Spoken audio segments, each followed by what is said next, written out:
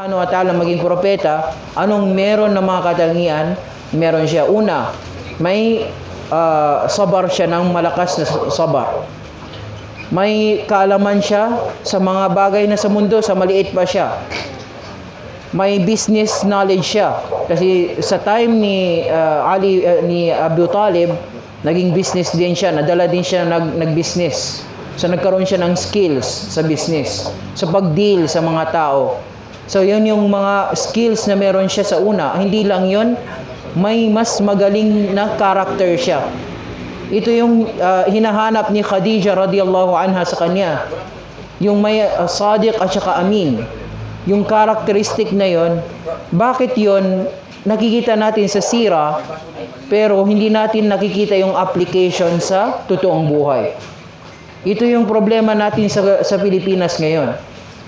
Every now and then, every election, bakit ba ang mga Muslim, kahit na mga Muslim, nabili pa sila, nakukuha sila ng pera at nagboboto sa maling tao? Kasi isa sa mga challenges ito, hindi nila alam ang sira. Wala silang kaalaman eh. Kung may kaalaman na, konting kaalaman lang, kahit sa sirat ng Nabi sallallahu alaihi wasallam, may magsasabi sa iyo sa sarili mo, hindi ito tama. Konting kaalaman lang, magsasabi sa iyo, magbibigay sa iyo ng takwa at magsasabi na hindi ito tama. Layuan mo to. Pero subhanallah, kahit ang sira, sa simula pa ng sira, hindi na nakuha ng mga tao dito ngayon. Hindi nila naintindihan eh. Bakit ba tayo nag-aaral ng sira? Nagbigay tayo ng mga importance na lesson. Bakit tayo mag-aaral sa unang araw? Para maging yun yung goal natin sa pag-aaral ng sira. Pero ang karamihan is they let it go or they don't care about it. Okay? Yeah, nahirapan yung dila ko. So, one of the things that we have to learn sa sira ngayon as a Filipino Muslim, sabi natin na Filipino Muslim, kahit balik Islam, ano naman tayo dito ngayon, tandaan natin, sa sira na pag-aaralan natin, mga karakteristik ng Propeta Muhammad sallallahu alaihi wasallam, isa yan sa mga pag-aaralan natin na tinatawag na Syama'ilun Nabawi. Syama'il, ito yung mga characteristics na pag-aaralan natin. Importante ito lahat para mapili natin yung mga character ng leader natin sa community. Sa community natin, kahit na hindi sa whole country na to, at least dito sa community natin, marunong tayo magpili ng mga leader natin. Or kung magkaroon kayo ng organization ninyo, sarili ninyo, kung ano man organization na yan, pipiliin nyo naman yung tama sa leadership na yan. So ito yung mga isang lesson na bakit tayo nag-aral ng sira. So nakikita natin sa storya ni Prophet Muhammad sallallahu alaihi wasallam with Abu Talib. Si Abu Talib ay 40 years na nagte-take care kay Propeta Muhammad sallallahu alaihi wasallam. Hanggang nakapag-asawa siya kay Khadija radiyallahu anha. Nandun pa rin si Abu Talib. At alam natin yung story ni Abu Talib ay namatay siya, yung malapit na siya mamatay. Nandun yung Propeta sallallahu alaihi wasallam at nagsabi sa kanya, "O uncle ko, sabihin mo lang ang asyhadu an la ilaha illallah, asyhadu anna Muhammad Rasulullah.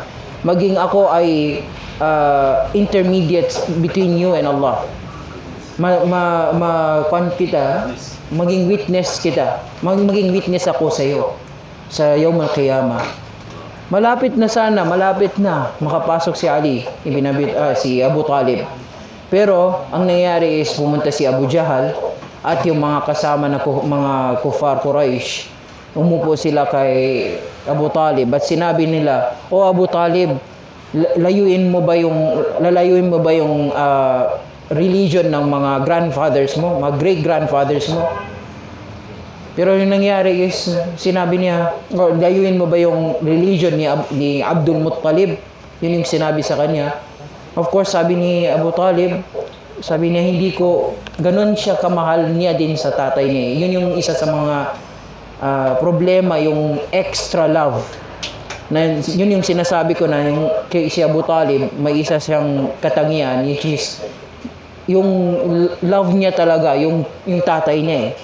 At love niya din yung Propeta Muhammad sallallahu alaihi wasallam. Pero mas love niya yung tatay niya more than the propeta. Pinakita dito sa history, sa sira. At because of that, namatay siya namatay siya as bilang kafir. At sinabi ng propeta sallallahu alaihi wasallam patungkol dito kay Abu Talib. Sabi niya, si Abu Talib ay yung tinanong niyang may isa sa mga sahaba nagsabi sa kanya na si Abu Talib ba ay sa Jahannam. Sabi ng propeta sallallahu alaihi wasallam, siya ay hindi siya mababa na hell, ano ba yung may kwan kasi may level ng hellfire. Sabi niya sa middle lang siya.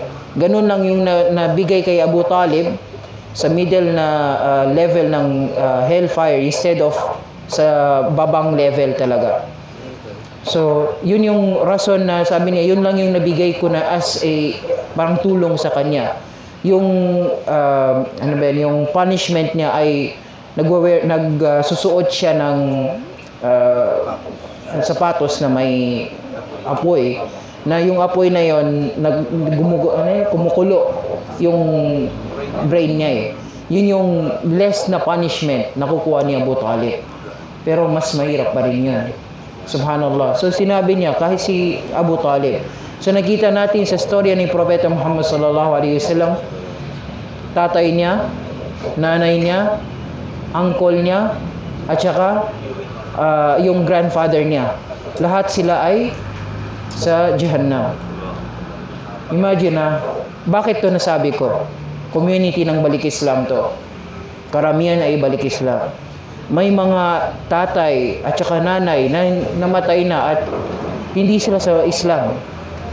Sa dala ng emotion natin as balik Islam, hindi naman ako balik Islam, pero parang nafe-feel ko na sa mahal ninyo, sa tatay ninyo at nanay ninyo na hindi pa Muslim or namatay na hindi sila Muslim, to the point na sinusunod niyo yung emotions ninyo.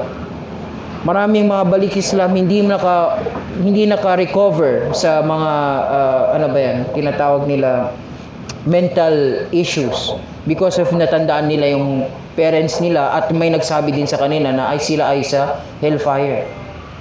Sa sirat ng Nabi sallallahu alaihi wasallam natutunan natin 4 sa pamilya ng propeta sallallahu alaihi wasallam ay sa hellfire. Siya na mismo nagsabi, yung tatay ko, ay yung sabi ng sahaba na isang sahaba na balik Islam din, na sinabi niya, "O Rasulullah, ang tatay ko sa hellfire." Sabi niya, ang tatay mo at tatay ko sa hellfire. Wala tayong magawa. So, dapat hindi pinakita sa atin yung Islam, it's not about emotions. Anong sabi ng propeta, anong sabi ng Allah at saka propeta Muhammad sallallahu alaihi wasallam, yun ang Islam. So dito pinakita sa atin ng story na ito na ni Abu Talib yung mga bagay na ito. Okay?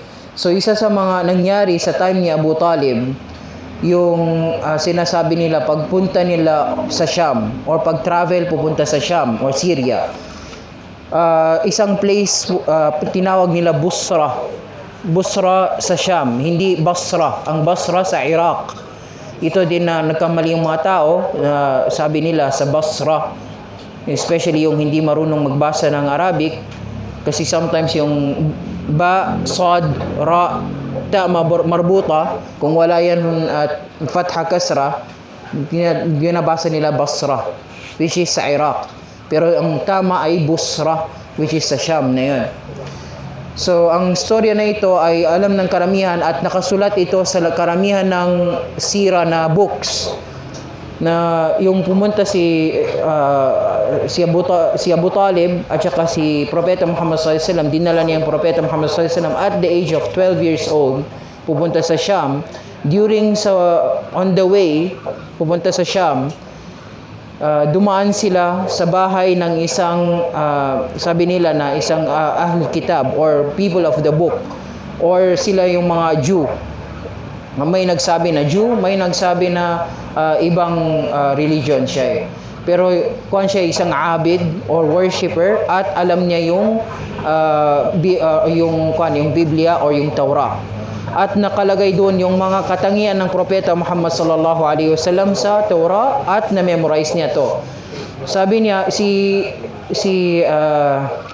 anong pangalan niya? si Buhayra, si Bahira or Buhayra o Bahira.